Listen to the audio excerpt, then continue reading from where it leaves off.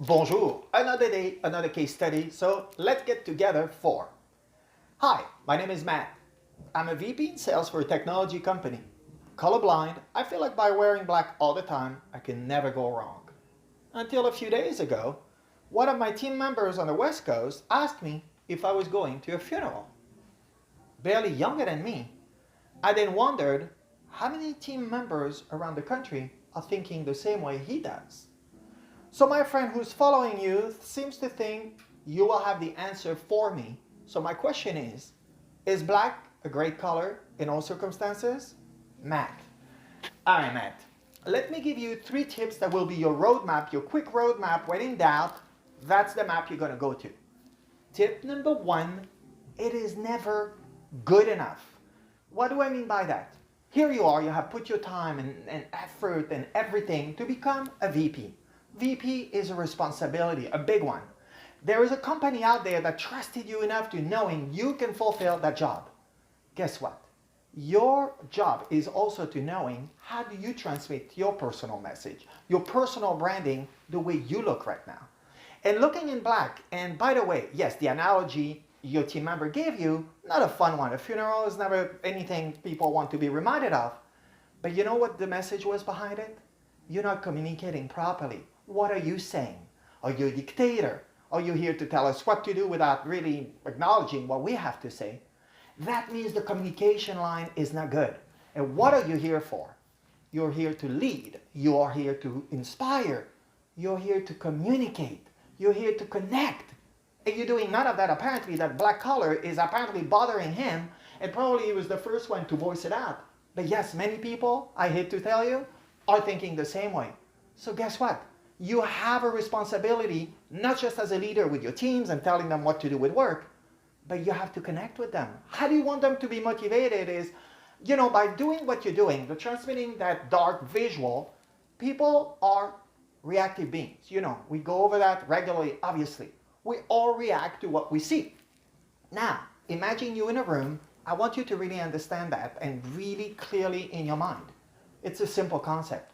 People are looking at you and all they see is this black thing. And in black suit, maybe even a black shirt, because apparently black seems to be your solution color. It isn't.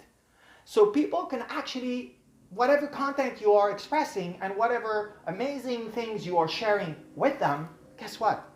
All they can do is like seeing this black everything on you. And that really refrain from listening to what you're saying. You're not communicating properly. And that takes me to tip number 2, adapt to your industry.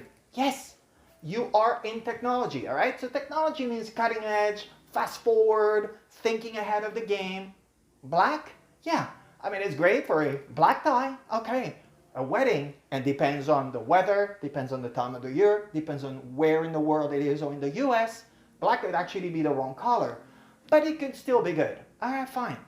You're in a working environment. You're here to build team. You're here to communicate. You want employees' retention. You want your message to come in such a clear way that dark color is just confusing everyone.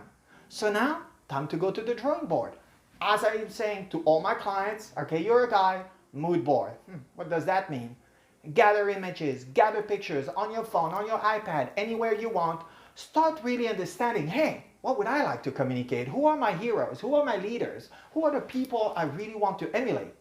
That's going to be the beginning of your journey. Now you do that, 50 pictures to 10 to 5 to 2. It's always the same concept. That's the one I teach all the time. But that's the one that's going to help you to understanding that, hey, your industry has changed. And maybe, you know what?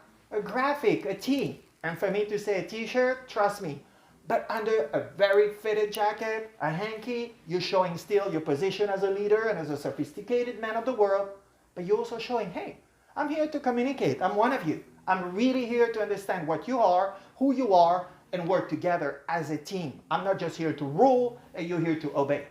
That's it.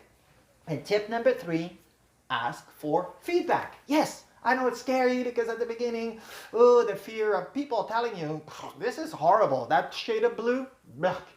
Yes, okay, that's the risk you're taking. But you know what now? The difference is you're communicating with your team. You're asking them their opinion. They're part of something again. Before you talk about work and what to do and how to do it, They want to communicate as a human being with you. Not that you need to become their friends, but you want them to knowing, hey, am I transmitting my message properly? And out of 30 people, if 20 are saying, thumbs up, looks good, or 20 are saying, no, not really, actually, you shouldn't. All right, trial and errors. Isn't that what we do in business? I see in digital marketing. Same thing. We try error. Sometimes it works, sometimes it doesn't. Same thing here. It's a color that doesn't work on you? Fine. Choose another one. And here it goes. And that's how you're going to build your personal brand to align it with who you are as a leader in the corporate culture. All right, Matt. Well, I hope I helped you enough. And of course, if you have more questions, post them below. And you know the drill. Tomorrow for more Image Impact Index.